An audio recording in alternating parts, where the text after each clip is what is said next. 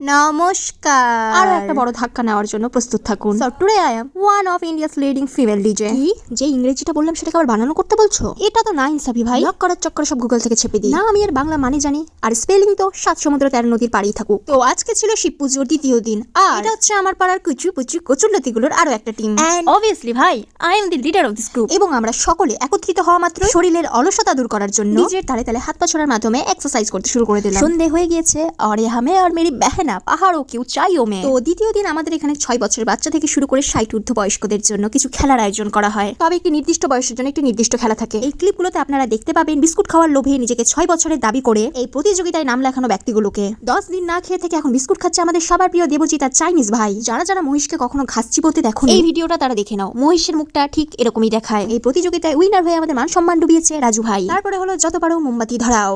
আর এই দেখো পুজোয় প্রসন্ন হয়ে নন্দী মহারাজ স্বয়ং চলে এসেছেন খেলা দেখার জন্য। আর কিছুক্ষণ রইলে এনার হাত দিয়ে প্রথম, দ্বিতীয় এবং তৃতীয় পুরস্কারগুলো তুলে দেওয়া হতো। তারপরে হলো আমাদের হাড়ি ভাঙা খেলা। হ্যাঁ ভাই, মার বাড়ি মার নাটিরা ভাঙস। এই ছেলে তো মনে হয় তরোয়াল নিয়ে দ্বিতীয় বিশ্বযুদ্ধে নেমেছে। অরব ভাইয়ের পরবর্তীতে এবার ছাগল চুরি করার জন্য বাধা হচ্ছে অলিভ লালাকে। অভিজিৎ ভাই এটাকে কোলে নিয়ে দোল দোল দুলুনি ছড়া বলতে বলতে 10 ভাগ ঘুরিয়ে দিল।